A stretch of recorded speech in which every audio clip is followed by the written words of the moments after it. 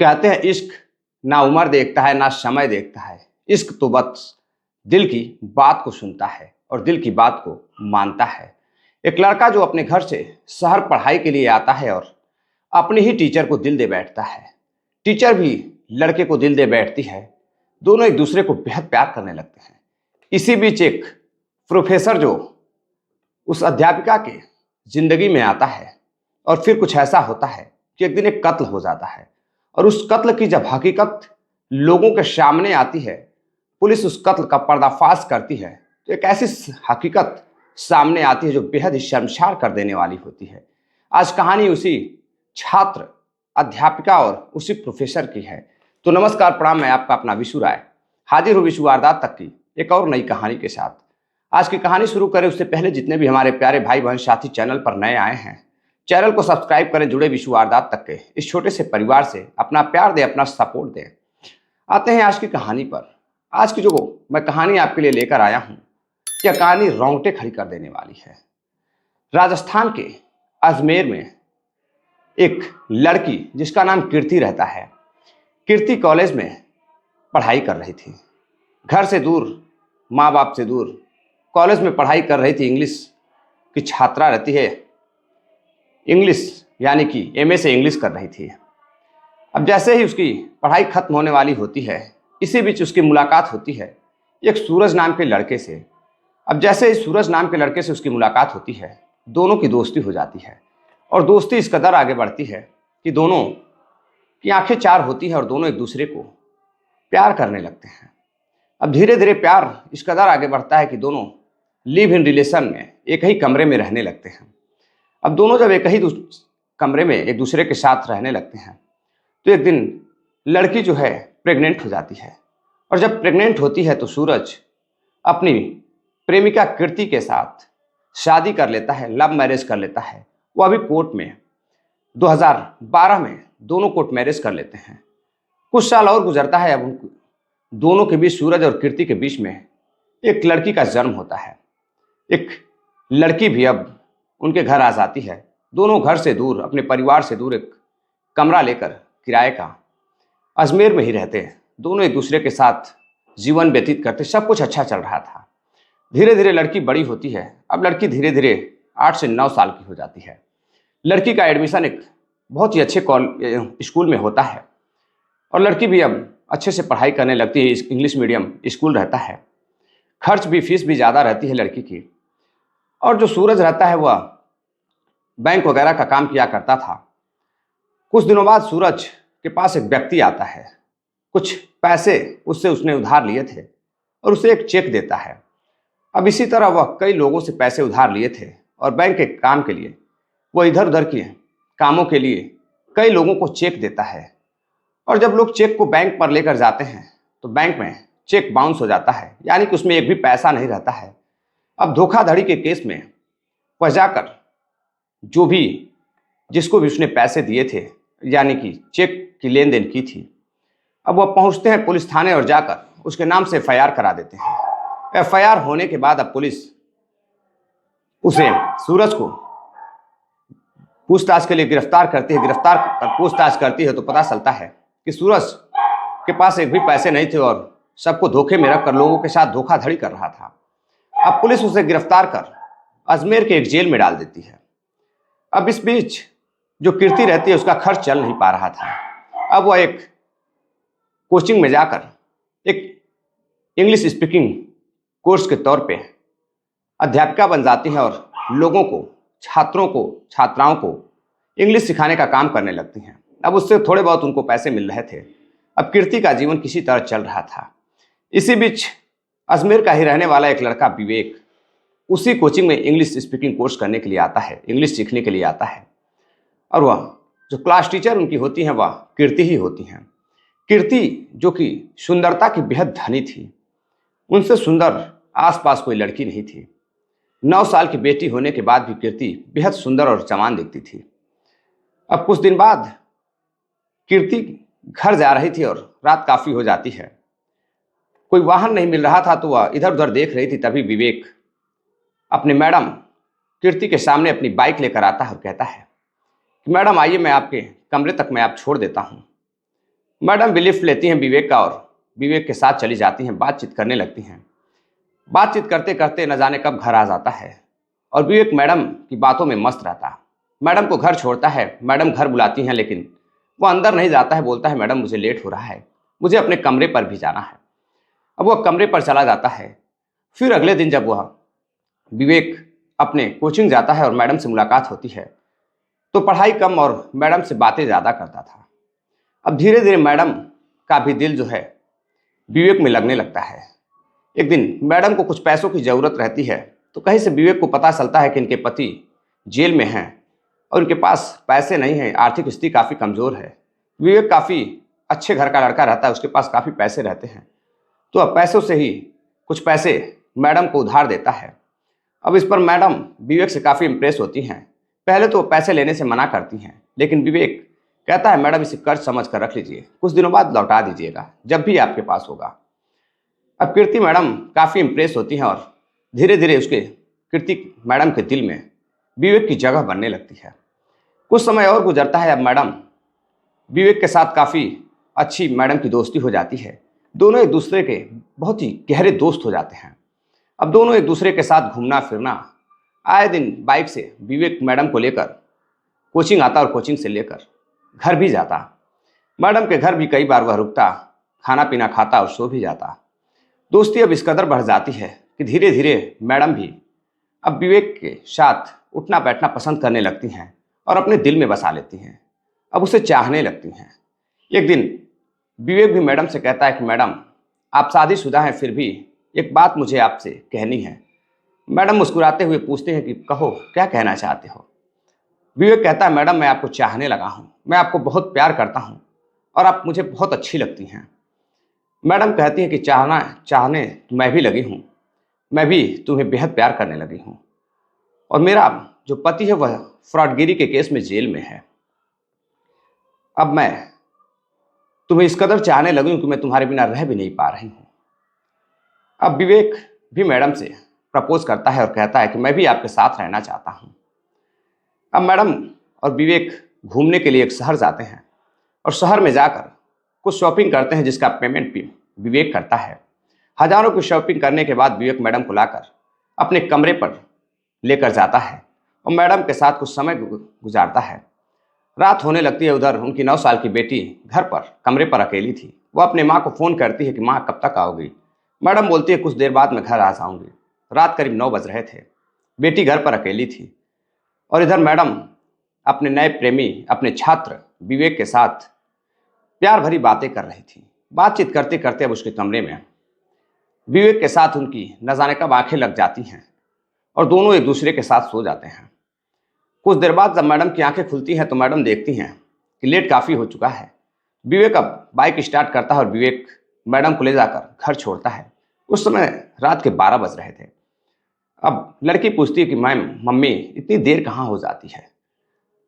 तो अब मम्मी किसी तरह से बातों में उलझाकर बेटी को इधर उधर करती हैं और फिर कुछ दिन गुजरता है। अब जो कीर्ति मैडम रहती हैं अब कोचिंग पढ़ाने के बाद विवेक के साथ उसके कमरे पर जाती हैं। कमरे पर जाती हैं, कुछ नाश्ता वगैरह करती हैं और नाश्ता वगैरह करने के बाद अब विवेक से कहती हैं विवेक आज मेरा मन तुम्हें प्यार करने को कर रहा है, तुम आज मुझे जी भर के प्यार करो। अब देखते ही देखते दोनों एक दूसरे की बाहों में खो जाते हैं और विवेक अपनी मैडम के साथ अपनी प्रेमिका के साथ इस कदर रम जाता है कि मैडम के अब कपड़े निकालने लगता है और उनके साथ शारीरिक संबंध बनाने लगता है। कुछ समय और गुजरता है दोनों के साथ एक कमरे में। रात अब होने लगती है तो मैडम अब घर जाने की जिद करने लगती हैं। तो विवेक किसी तरह से अब मानता है और मैडम को ले जाकर उनके घर छोड़ता है।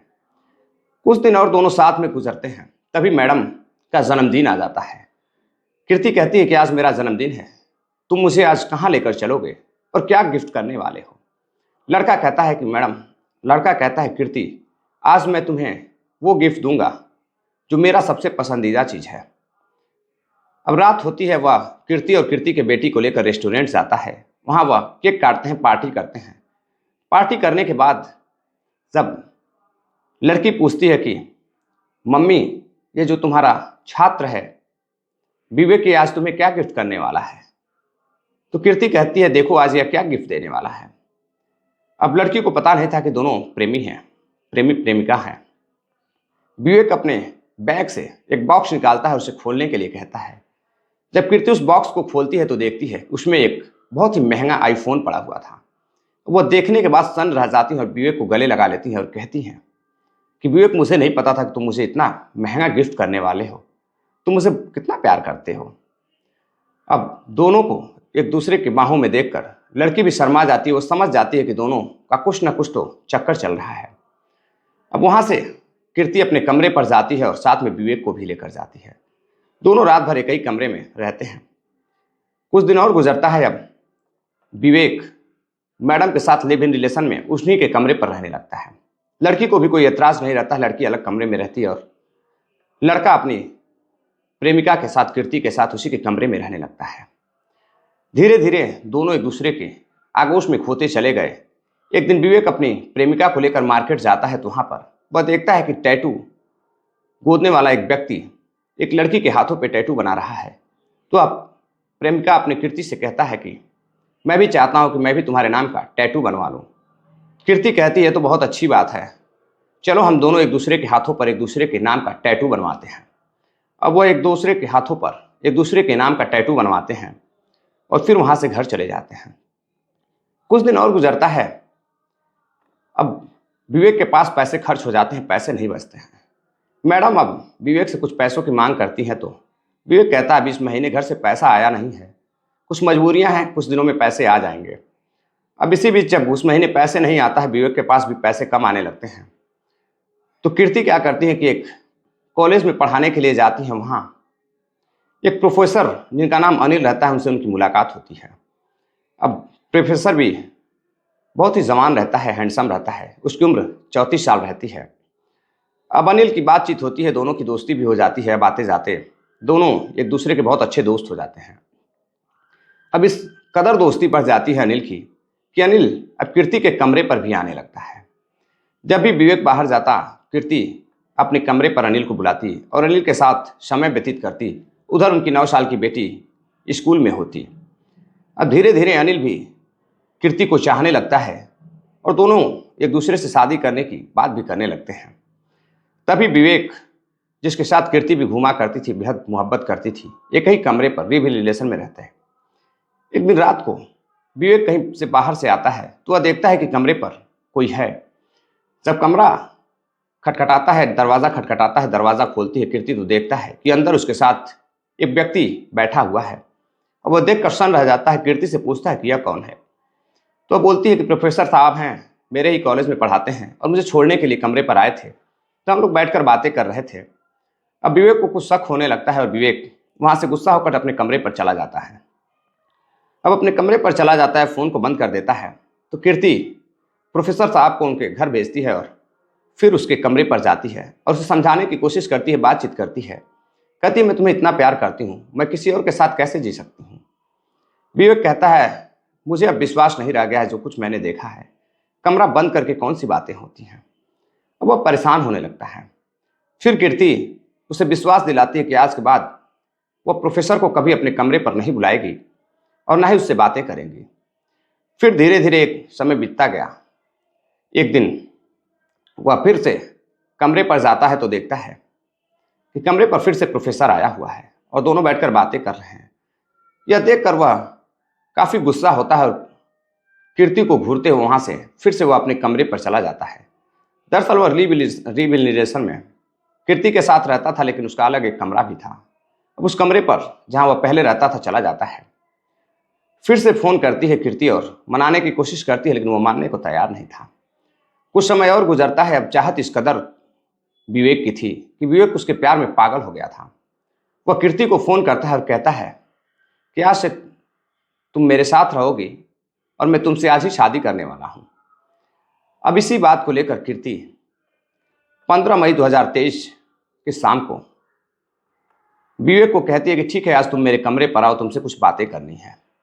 अब बात करने के लिए, एक समझौते के लिए वह विवेक को अपने कमरे पर बुलाती है और जैसे ही विवेक कमरे पर पहुंचता है, देखता है कि फिर से वही प्रोफेसर अनिल उसके साथ बैठा हुआ है। वह गुस्सा होता है और कीर्ति को एक अलग कमरे में बुलाता है और कहता है कि क्या तुम इसी दिन के लिए मुझे बुलाई थी? यही दिन देखना मुझे बाकी था। तुम मेरे सामने किसी गैर मर्द से बातें कर रही हो और मैं यह सब कैसे बर्दाश्त करूं? अब कीर्ति कहती है कि देखो, वह भी मुझे बहुत प्यार करता है और तुम भी मुझे प्यार करते हो। आओ बैठकर बातें करते हैं। विवेक कहता है कि मेरी सालों की पढ़ाई तुम्हारे प्यार में बर्बाद हुई, कितने पैसे मैंने तुम्हारे ऊपर लुटा दिए और तुम कह रही हो कि आओ बैठकर बातें करते हैं। कैसी बातें? तभी विवेक किचन में जाता है और एक चाकू लेता है और गुस्से में आकर के अपनी प्रेमिका के पेट में, गले पर, हर जगह एक के बाद एक कई वार करता है और वार कर उसे उस कमरे में छोड़ देता है और चीखने लगती है, चिल्लाने लगती है। जब कीर्ति तो प्रोफेसर दौड़कर कमरे में जाता है, तभी विवेक प्रोफेसर को भी दौड़ा लेता है मारने के लिए। प्रोफेसर भागते हुए बाहर जाता है और फोन निकालता है और पुलिस को फोन करता है और सारी हकीकत बताता है। पुलिस मौका वारदात पर पहुंचती है तो देखते ही देखते वहां भीड़ लग जाती है। वहां बेटी भी अलग कमरे से चीख रही थी, चिल्ला रही थी, लोगों से बचाने की अपील कर रही थी। लोग वहां पहुंचते हैं। पहुंचने के बाद लोग किसी तरह से विवेक को समझाने की कोशिश करते हैं और तब तक पुलिस भी पहुंचती है, विवेक को गिरफ्तार करती है। और उधर प्रोफेसर साहब की हालत खराब हो चुकी थी। वह पुलिस के साथ आते हैं और सारी हकीकत बताते हैं। अब पुलिस बॉडी को पोस्टमार्टम के लिए भेजती है और पोस्टमार्टम रिपोर्ट आने का इंतजार करते हैं। जब पोस्टमार्टम रिपोर्ट आती है तो पता चलता है कि एक के बाद एक 25 से 30 बार अपनी ही प्रेमिका, जिससे वह बेहद प्यार करता था, जिसके लिए जीने मरने को तैयार था, अपनी ही प्रेमिका की एक के बाद एक कई बार चाकुओं से वार कर हत्या कर दी। और इस बात को खुद विवेक कबूल करता है कि उसने ही अपने प्रेमिका की हत्या की है। बेवफाई के चलते वह बर्दाश्त नहीं कर पाया किसी गैर मर्द के साथ अपने प्रेमिका कीर्ति को, इसलिए उसने हत्या कर दी। अब उधर बेटी अकेली हो जाती है और प्रोफेसर साहब उसकी बेटी को लेकर अपने घर जाते हैं। और 9 महीने बाद जब जेल से छूटकर पति आता है और सारी हकीकत जब उसको पता चलती है तो हैरान रहता है, परेशान रहता है। उसको समझ में नहीं आ रहा था कि जिससे वह मोहब्बत करता था और उसके लिए सब कुछ कर रहा था और वह जेल चला गया और वह लड़की किसी और से मोहब्बत करने लगी, बल्कि एक एक नहीं 2-2 व्यक्तियों से मोहब्बत करने लगी। सिर्फ अपनी आर्थिक स्थिति कमजोर होने के कारण पैसों के लिए उसने 2-2 लोगों को अपने प्रेम जाल में फंसाया और खुद मौत के मुंह में चली गई। वो अपनी बेटी के पास जाता है और बेटी को लेकर अपने गांव चला जाता है। लेकिन गांव में भी उसके बेटी को अपनाने को लोग तैयार नहीं होते हैं। लेकिन किसी तरह समझाने पर गांव वाले भी, गांव में जो घर रहता है, माता पिता रहते हैं, वह सूरज और उसकी बेटी को अपनाते हैं और आज वह अपनी बेटी को लेकर अपने माता पिता के साथ रह रहा है। दरअसल साथियों, इस कहानी को सुनाने का उद्देश्य किसी को हैरान करना या परेशान करना नहीं है, बल्कि आपको जागरूक करना है। यह कहानी एक न्यूज़ मीडिया के माध्यम से मिली। मुझे लगा कि आप लोगों को जरूर सुननी चाहिए और जागरूक होना चाहिए, तो मैंने अपने अंदाज में आप सभी को सुनाने की पूरी कोशिश की। चलते चलते कुछ साथियों ने कमेंट किया है, जिनके नाम है शोभित सिंह हैं, सुनील चौधरी सेंट्रल जेल बीकानेर राजस्थान के रहने वाले हैं, सोहन लाल सेठिया हैं, यह भी राजस्थान के रहने वाले हैं। सोहन जी और सुनील जी, ये आपके क्षेत्र की कहानी है, आपके राज्य की कहानी है। इस पर आप जरूर कमेंट करिएगा और बताइएगा कि कहानी कैसी लगी। सेठू राम मानिल हैं, नौशाद भाई हैं, फैजल खान है राजस्थान से। तो आप सभी को बहुत बहुत धन्यवाद। उम्मीद है यह कहानी आप सभी साथियों को पसंद आई हो, तो ज़्यादा से ज़्यादा शेयर भी करिएगा और लोगों को जागरूक भी करिएगा। खुद भी सावधान रहिएगा, सतर्क रहिएगा। मिलते हैं एक और नई कहानी के साथ, तब तक के लिए इजाज़त चाहूँगा। जय हिंद, नमस्कार।